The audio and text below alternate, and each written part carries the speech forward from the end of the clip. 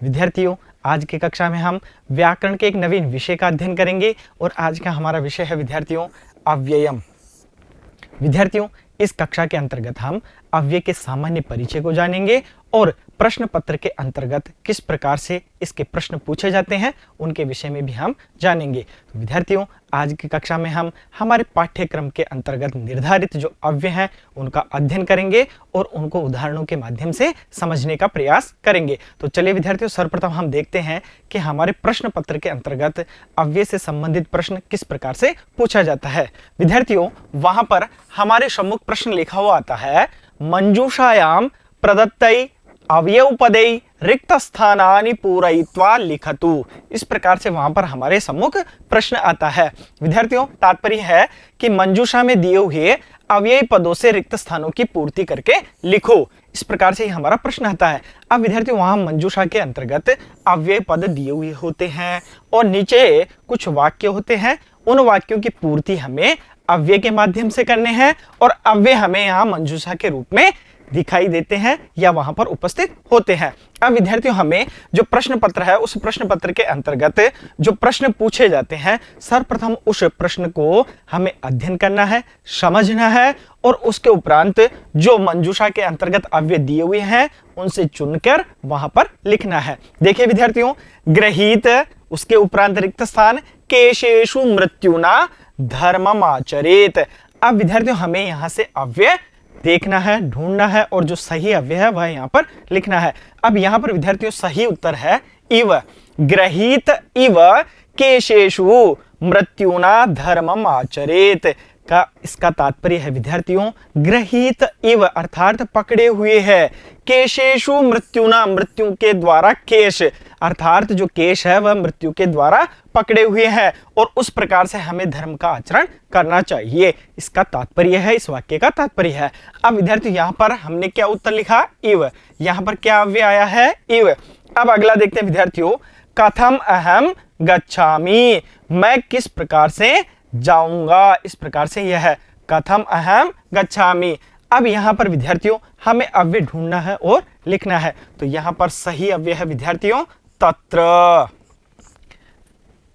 क्या अव्यय है यहाँ पर, तत्र। उसी प्रकार से देखिए विद्यार्थियों, आगे है जननी जन्मभूमिश्च स्वर्गाद रिक्त स्थान है गरीयसी। अब यहाँ पर जो सही अव्यय है वह क्या है विद्यार्थियों, जननी जन्मभूमिश्च स्वर्गाद अपि। यहाँ पर उत्तर होगा विद्यार्थियों अपि। इस प्रकार से विद्यार्थियों हमारे प्रश्न पत्र के अंतर्गत प्रश्न आएगा और उस प्रश्न का उत्तर हमें सर्वप्रथम जो वाक्य दिए हुए हैं उनका अध्ययन करना है, उनको समझना है और उसके उपरांत जो मंजूषा के अंतर्गत जो अव्यय दिए हुए हैं उन अव्ययों में से चुनकर जो सही अव्यय है वह यहाँ पर लिखना है। अब विद्यार्थियों हम अव्यय के विषय में जानते हैं और हमारे पाठ्यक्रम के अंतर्गत जो निर्धारित अव्यय है उनका अध्ययन करते हैं। देखिए विद्यार्थियों, अव्यय किसे कहते हैं, बताया गया है न वेति इति अव्ययम। तात्पर्य क्या है विद्यार्थियों, इसका तात्पर्य है ऐसे शब्द जो विकार को प्राप्त नहीं होते हैं उन्हें अव्यय कहा जाता है। अब विद्यार्थियों ऐसे शब्द जिनमें विकार उत्पन्न नहीं होता है, तात्पर्य क्या है विकार से, तो इन्होंने कहा कि अर्थात उसमें किसी प्रकार की विभक्ति, वचन एवं लिंग नहीं होता है।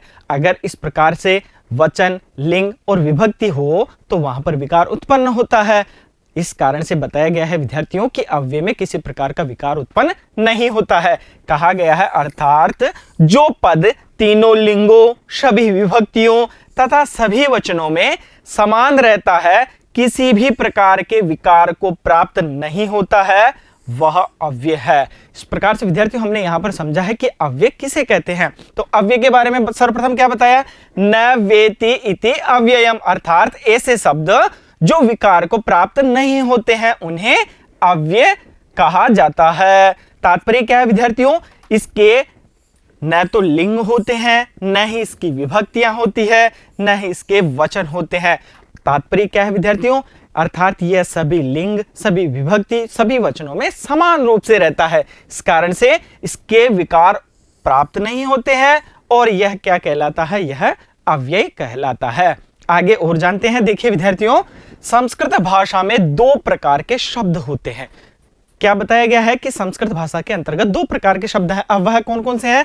विकारी और अविकारी। विकारी से क्या तात्पर्य विद्यार्थियों? विकारी से तात्पर्य है परिवर्तन, अर्थात ऐसे शब्द जिनके अंतर्गत परिवर्तन होता है, और अविकारी जिनके अंदर किसी प्रकार का कोई परिवर्तन नहीं होता है। देखिए, विकारी शब्द जिन शब्दों का विभक्ति, प्रत्यय, उपसर्ग लगाकर रूप परिवर्तन हो जाता है वे विकारी शब्द कहलाते हैं। अर्थात विभक्ति, प्रत्यय या उपसर्ग आदि लगाकर उनके रूप में परिवर्तन हो जाता है, उनके अर्थ में परिवर्तन हो जाता है, तो वे क्या कहलाते हैं विद्यार्थियों? वे विकारी शब्द होते हैं। अब अविकारी शब्द किसे कहा गया है? जिन शब्दों का कभी भी रूप परिवर्तन नहीं होता है वे अविकारी शब्द कहलाते हैं, और वे ही अव्यय हैं। इस प्रकार से विद्यार्थियों हमने यहां पर जाना कि जो अविकारी शब्द हैं वही क्या है? वही अव्यय हैं। चलिए विद्यार्थियों और देखते हैं। कहा भी गया है, क्या कहा गया है? सदृशम त्रिषु लिंगेषु सर्वासु च विभक्तिषु वचनेषु च सर्वेषु यन्न वैति तदव्ययम्। कहा है कि तीनों लिंगों में, सभी विभक्तियों में और सभी वचनों में जो समान ही रहता है, रूप में परिवर्तन नहीं होता है, वह अव्यय है। इस प्रकार से बताया गया है विद्यार्थियों कि उसका किसी प्रकार से किसी विभक्ति, लिंग और वचन में परिवर्तन नहीं होता है, वह क्या है? वह अव्यय। अब देखिए विद्यार्थियों, अव्ययों के अंत में आने वाले र, श वर्णों के स्थान पर विसर्ग का प्रयोग होता है। अब देखिए विद्यार्थियों, यहां पर अव्यय है उच्चैष। अब अंत में क्या है? यहां पर श है, तो यहां पर बताया गया है कि इस स का क्या प्रयोग होगा? विसर्ग प्रयोग होगा, तो क्या बनेगा? उच्चई। उसी प्रकार से निचैष, इस स का भी विसर्ग होगा, तो क्या बनेगा? निचई। अंतर, रे का भी विसर्ग हो जाएगा, क्या बनेगा? अंतः। उसी प्रकार से पुनर, यहां पर भी रे का विसर्ग हो जाएगा, क्या बनेगा? पुनः। इस प्रकार से बताया है विद्यार्थियों कि अव्ययों के अंत में आने वाले र, श वर्णों के स्थान पर विसर्ग का प्रयोग होता है, वह यहाँ पर बताया गया है। अब आगे देखिए विद्यार्थियों, जो हमारे पाठ्यक्रम के अंतर्गत जो अव्यय हैं उन अव्ययों को हम लेते हैं और उन्हें उदाहरणों के माध्यम से समझने का प्रयास करते हैं। अब हमारे सम्मुख विद्यार्थियों सर्वप्रथम अव्यय है अपि। अब अपि के विद्यार्थियों जितने भी अर्थ हैं उन अर्थों को समझेंगे और उन अर्थों के माध्यम से जो उदाहरण है उनको भी हम समझेंगे। देखिए विद्यार्थियों, अपि, अपि यहाँ पर क्या है? अव्यय है। अब यहाँ पर उन्होंने बताया कि भी इति भाषायाम। अब यहाँ पर अपि का अर्थ बता रहे हैं भी, हिंदी के अंदर इसका अनुवाद है भी। तो अब विद्यार्थियों देखिए, हम उदाहरण के माध्यम से समझते हैं। अहम अपि ग्रामम गच्छामि, तात्पर्य क्या हुआ? अब यहाँ पर अपि जो है क्या है विद्यार्थियों? अव्यय है। अब हमने जाना है कि प्रश्न पत्र के अंतर्गत हमें प्रश्न किस प्रकार से पूछेगा। यहाँ पर अहम दिया हुआ होगा, अपि के स्थान पर रिक्त स्थान होगा, आगे होगा ग्रामम गच्छामि। तो अब हमें यहाँ पर जो मंजूषा है उस मंजूषा में जो अव्यय दिए हुए हैं उन अव्ययों में से जो सही अव्यय है वह यहाँ पर अंकित करना है। लेकिन हम उदाहरणों के अंतर्गत विद्यार्थियों जो अव्यय है वह लगा हुआ है उसके माध्यम से ही समझने का प्रयास करेंगे। देखिए, अहम अपि ग्रामम गच्छामि, तात्पर्य क्या हुआ उसका? मैं भी गांव को जाता हूं। अब विद्यार्थियों इसके अलावा जो अपि है उसका तात्पर्य भी है, भी के अलावा भी उसका तात्पर्य अलग से बताया गया है, एतत् अतिरिक्तम। और उसका उदाहरण क्या है? देखिए, अस्ति में शोधर स्नेहोप्येतेषु, तात्पर्य क्या है? मेरे भाई से भी अधिक इन पर स्नेह। अब यहां पर यह अव्यय है, संधि होने के कारण इस प्रकार से वह लिखा हुआ है। क्या है? अस्ति में शोधर स्नेहो अपयेतेषु। अब इसका एक और अर्थ बताया विद्यार्थियों, वाक्यारंभे प्रश्नवाचक। बता रहे हैं कि यदि अपि का वाक्य के आरंभ में प्रयोग किया जाता है तो वह प्रश्नवाचक हो जाता है। देखिए किस प्रकार से, अपि सन्निहितो अत्र कुलपति ही, क्या यहाँ कुलपति रहते हैं। इस प्रकार से विद्यार्थियों जो अव्यय है अपि उसके बारे में हमने यहाँ पर जाना है कि किस प्रकार से उसके अर्थ होते हैं और किस प्रकार से उसके अर्थों के उदाहरण है। अब विद्यार्थियों हम आगे के अव्यय की ओर बढ़ते हैं। यहाँ पर है विद्यार्थियों इव। अब इव के क्या क्या अर्थ हैं और किस किस प्रकार से उनके उदाहरण है। देखिए, इव उपमार्थकः, उपमार्थक है से क्या तात्पर्य विद्यार्थियों, उपमा अर्थ में या उपमा के अर्थ में, इस प्रकार से इसका तात्पर्य है। अब उपमा से क्या तात्पर्य विद्यार्थियों, वहां पर उपमा से तात्पर्य है तुलना। देखिए उदाहरण से समझते हैं, वाघर्था विव संप्रक्तो, तो वाघर्था इव संप्रक्तो, इस प्रकार से इसका जो उदाहरण है वह दिया हुआ है। तात्पर्य क्या है, शब्द और अर्थ के समान एक रूप। इस जो पंक्ति लिखी हुई है, जो पंक्ति है, जो वाक्य है, उसका तात्पर्य क्या है विद्यार्थियों, शब्द और अर्थ के समान एक रूप। अगला इसका जो तात्पर्य है वह उत्प्रेक्षार्थक। अब उत्प्रेक्षार्थक है का उदाहरण क्या है विद्यार्थियों, पश्यामि इव पिनाकिनम, जैसे शिव को देख रहा हूं। अब यहां पर हमने विद्यार्थियों इव है उसको दो अर्थों के अंतर्गत समझा है, उपमा के अर्थ में और उत्प्रेक्षा के अर्थ में। दोनों के उदाहरण हमने देखे। प्रथम उदाहरण था वागर्था विव संप्रक्तो और पश्यामि व पिनाकिनम, इस प्रकार से। अब विद्यार्थियों हम आगे के अव्यय की ओर बढ़ते हैं। आगे का अव्यय है देखिए उच्चई। उच्चई से क्या तात्पर्य विद्यार्थियों, ऊंचा या महान। अब देखिए इसके अर्थ क्या क्या है, महत अर्थ है, क्या तात्पर्य है, ऊंचा या महान। उच्चई पर्वताः सन्ति। अब यहाँ पर उच्चई क्या है विद्यार्थियों, अव्यय है। पर्वताः सन्ति, पर्वत ऊंचे हैं। विपदी उच्चई स्थेयम, विपत्ति में महान या धैर्य धारण करना चाहिए। स गायकः उच्चई गायति, वह गायक ऊंची आवाज में गाता है। उच्चैर्विहस्य, जोर से हंसकर। इस प्रकार से विद्यार्थियों हमने जो उच्चई अव्यय है उस अव्यय के जो तात्पर्य है उनके साथ साथ उनके उदाहरण को भी समझा है। अब विद्यार्थियों हम यहाँ देखते हैं कि पर्वताः सन्ति, यहाँ पर बहुवचन का क्या है विद्यार्थियों, यह वाक्य है बहुवचन का, लेकिन जो उच्चई अव्यय है उसके अंदर किसी प्रकार का वहां पर कोई परिवर्तन नहीं हुआ है। और यहाँ पर विद्यार्थियों बाकी स गायक उच्चई गायति, यहाँ पर क्या है विद्यार्थियों, यह एक वचन का है। फिर भी यहाँ पर उच्चई बहुवचन में भी इसी प्रकार से लिखा गया है, उच्चई एक वचन में भी इसी प्रकार से लिखा गया है, अर्थात इसके में किसी प्रकार का कोई परिवर्तन नहीं हुआ है। अब हम विद्यार्थियों आगे के अव्यय की ओर बढ़ते हैं। देखिए आगे अव्यय है विद्यार्थियों नूनम। नूनम प्रथम अर्थ असंदिग्ध रूपेण। अब तात्पर्य हमने इसका समझा है, अब इसके उदाहरण की ओर बढ़ते हैं। उदाहरण क्या कहता है देखिए, नूनम त्वया तत्र गंतव्यम, क्या तुम्हें वहां जाना चाहिए। इस प्रकार से असंदिग्ध है विद्यार्थियों, क्या है, क्या तुम्हें वहां जाना चाहिए। नूनम त्वया तत्र गंतव्यम। अब यहां पर दूसरा अर्थ लिया उन्होंने, क्या है, निश्चयमेव नूनम स सत्यम वदति, निश्चयी वह सत्य बोलता है। इस प्रकार से विद्यार्थियों जो नूनम अव्यय है उसके अर्थ को समझा, अर्थ के उपरांत हमने उदाहरण को देखा है। अब हम आगे की ओर बढ़ते हैं। देखिए बही। बही तात्पर्य क्या है, बाह्यतः है, बाहर इति भाषायाम। बाह्यतः या हिंदी के अंदर इसका अर्थ लगाए तो क्या लगाएंगे, बाहर, इस अर्थ में। तो देखिए ग्रामाद बहिर उद्यानम अस्ति, इसको विच्छेदित करेंगे तो क्या होगा, बहि उद्यानम अस्ति, तो गांव के बाहर उद्यान है। इस प्रकार से इसका तात्पर्य है, इसका भाव है। आगे देखते हैं, स ग्रामाद बहि भ्रमति, वह गांव से बाहर घूमता है। अब यहां पर विद्यार्थियों बहि अव्यय है, यहां पर भी बहि अव्यय है। इस प्रकार से विद्यार्थियों जो वाक्य है उनके अंतर्गत अव्ययों का प्रयोग किया जाता है और परीक्षा में हमें यहाँ पर रिक्त स्थान मिलेगा, हमें सही विकल्प चुनकर यहाँ पर लिखना है। उसी प्रकार से विद्यार्थियों हम आगे के अव्यय की ओर बढ़ते हैं। देखिए आगे है कदा। अब कदा से क्या तात्पर्य विद्यार्थियों, कस्मिन् समय कब इति भाषायाम, किस समय कब, इस प्रकार से हम हिंदी में इसका अर्थ लगा सकते हैं। अब विद्यार्थियों कब, जब हमने प्रश्न निर्माण की प्रक्रिया सीखी थी या प्रश्न निर्माण से संबंधित प्रश्नों को हल किया था, तब हमने देखा था कि समय से संबंधित कोई भी जो वाक्य है उसे हम प्रश्न के रूप में बदल रहे थे, तब हमने कदा अव्यय का प्रयोग करके वहां पर प्रश्न निर्माण किया था।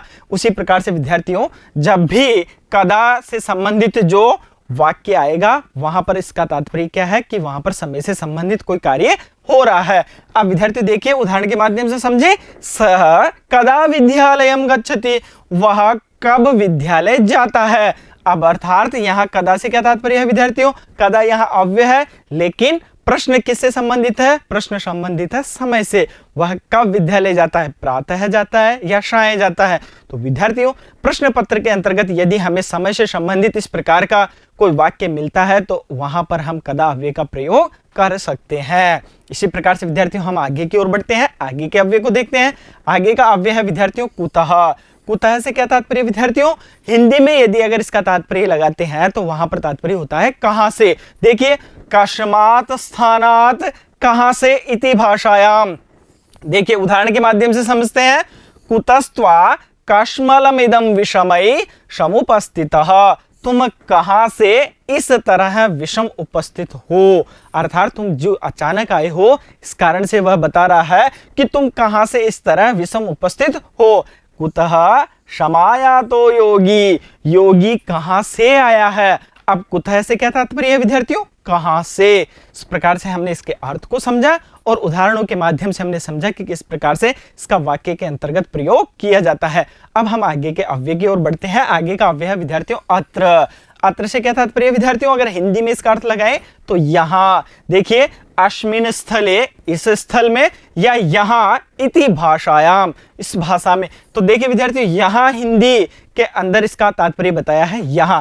उदाहरण से देखते हैं। स अत्र निवसति, अब इसका तात्पर्य क्या होगा? वह यहां रहता है। यत्ने कृते यदि न सिद्ध्यति कोऽत्र दोषः, प्रयास करने पर भी यदि सफलता न मिले तो इसमें या यहां क्या दोष है, इसका तात्पर्य है। तो विद्यार्थियों, अत्र जो अव्यय है उसका अध्ययन हमने किया, उसका तात्पर्य क्या है? यहां। और दो उदाहरण हमने यहां पर देखे हैं। स अत्र निवसति, यत्ने कृते यदि न सिद्ध्यति कोऽत्र दोषः। अब हम आगे के अव्यय की ओर बढ़ते हैं। देखिए विद्यार्थियों, आगे अव्यय है तत्र। तत्र से क्या तात्पर्य विद्यार्थियों? तस्मिन् स्थले, या अगर हिंदी में इसका अर्थ लगाएंगे तो क्या लगाएंगे विद्यार्थियों? वहां। तस्मिन् स्थले, वहां, इति भाषायाम। उदाहरण से देखते हैं। स जयपुरे पठति, वह जयपुर में पढ़ता है।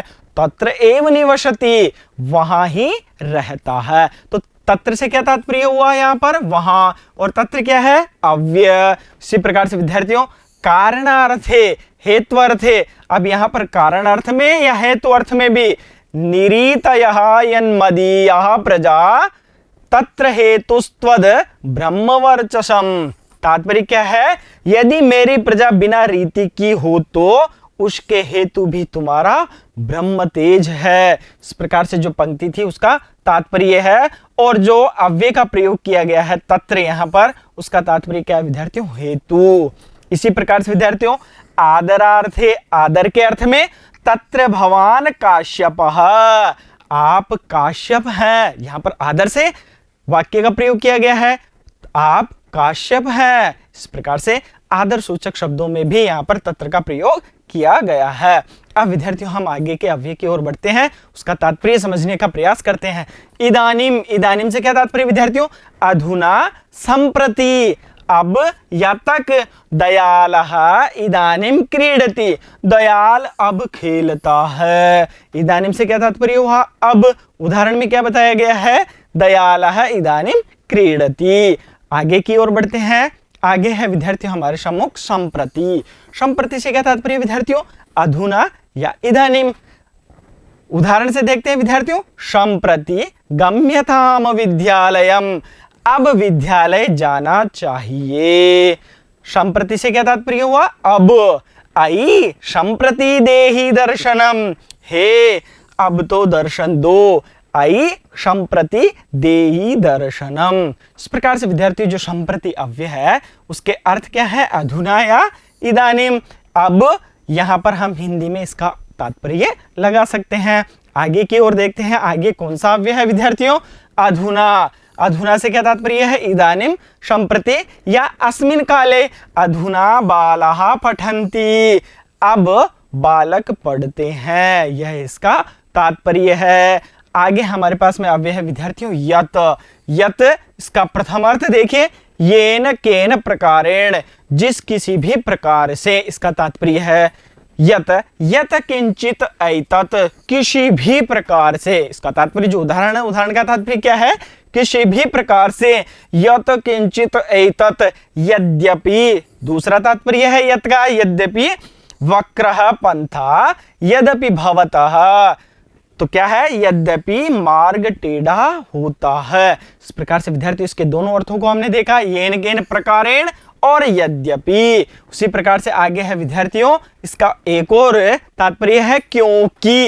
इति भाषायाम, हिंदी में अगर इसका अर्थ लें तो क्या होगा, क्योंकि। तो कहा रामो अवदत यत स सर्वम अपश्यत, राम ने कहा क्योंकि उसने सब कुछ देखा था।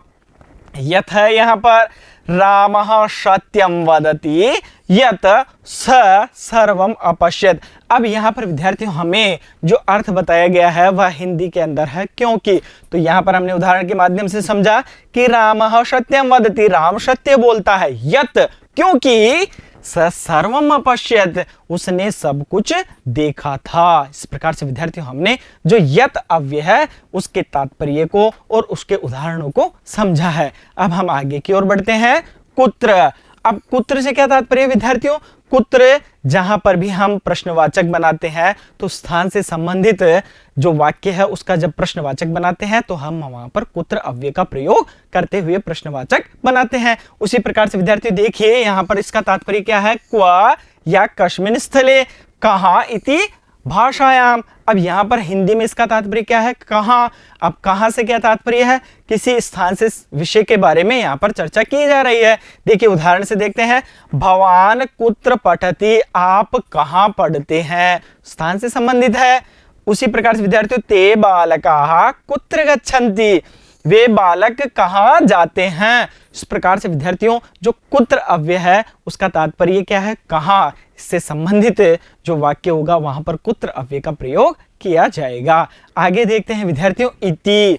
इति से क्या तात्पर्य विद्यार्थियों, यहां पर शब्द स्वर द्योतकः, कुजंतम कूजंतम राम रामेति, मधुरम मधुराक्षरम, राम राम मधुर मधुर अक्षरों का कूजन। अर्थात इसका तात्पर्य क्या है विद्यार्थियों, शब्द स्वर द्योतक, कूजंतम राम रामेति, यहां पर है इति, जो अव्यय है वह यहां पर है मधुरम मधुराक्षरम।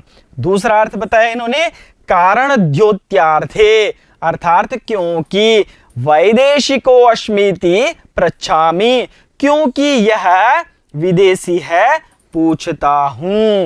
इस प्रकार से यहां पर बताया गया है। और उसी प्रकार से विद्यार्थियों आगे, पुराणम इत्येव, यहां पर अव्यय है इत्येव, न साधु सर्वम। इस प्रकार से विद्यार्थियों हमने इनके उदाहरण को देखा है कि जो इति है वह अव्यय है, किन किन अर्थों में बताया गया है, शब्द स्वर द्योतक है और कारण द्योत्यार्थे, तात्पर्य है क्योंकि। इस प्रकार से विद्यार्थियों हमने इन अव्ययों का अध्ययन किया है। अब विद्यार्थियों इन अवयवों के आधार पर जो हमारे परीक्षा के अंतर्गत प्रश्न पूछे जा सकते हैं या हमने जो अवयवों का अध्ययन किया है उनको समझने के लिए, उनके प्रगाढ़ता को जानने के लिए हम इनके प्रश्नों का अभ्यास करते हैं। देखिए विद्यार्थियों, सर्वप्रथम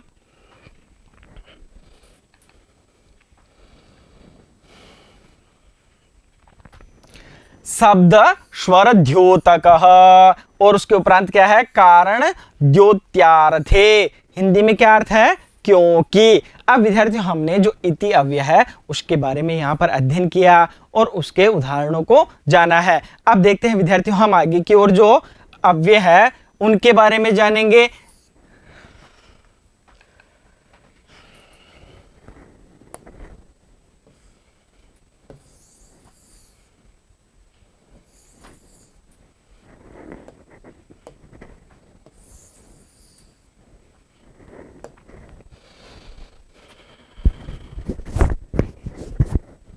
देखिए, शब्द स्वर द्योतकः, कारण द्योत्यार्थे, क्योंकि हिंदी के अंतर्गत बताया गया है। अब विद्यार्थियों हमने इस इति के दो अर्थों को जाना है। अब हम आगे की ओर जानते हैं। देखिए आगे है, प्रातिपदिकार्थ द्योतकः, दिलीप इति राजेन्दुः, दिलीप नामक राजा।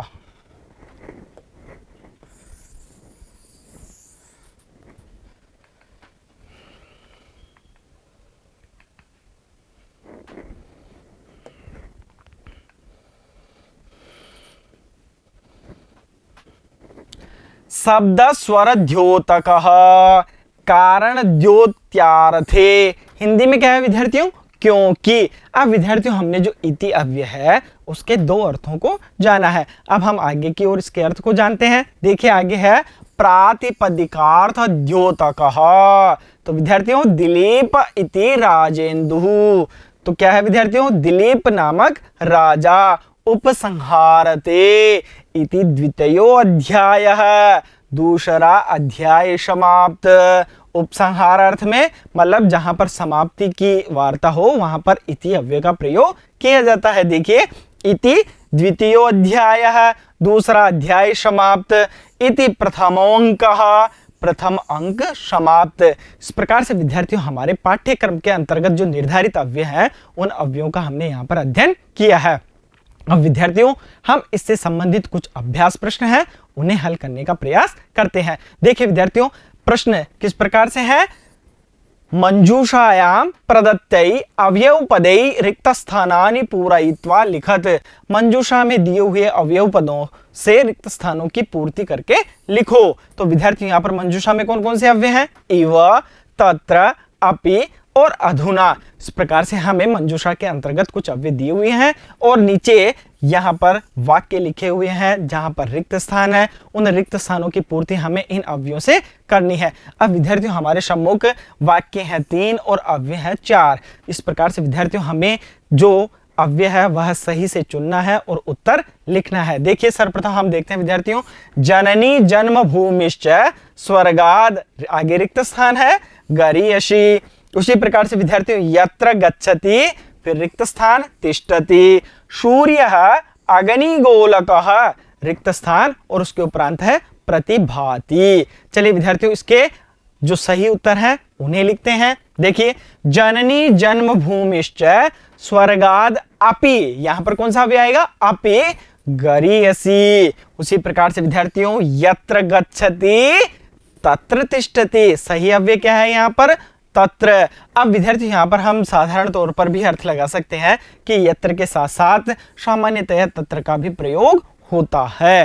इस प्रकार से यदि अगर हम सामान्य इसका अर्थ लगाने का प्रयास करें तो हम सही उत्तर तक पहुंच सकते हैं। आगे है विद्यार्थियों सूर्यः अग्निगोलकः इव प्रतिभाति। अब यहाँ पर तरह अर्थ के अंतर्गत हमने किस अव्यय का प्रयोग किया है? इव का। इसी प्रकार से विद्यार्थियों आगे के प्रश्न की ओर बढ़ते हैं। आगे का प्रश्न क्या है? यहाँ पर है विद्यार्थियों जो अव्यय हैं वह दिए हुए हैं मंजूषा के अंतर्गत।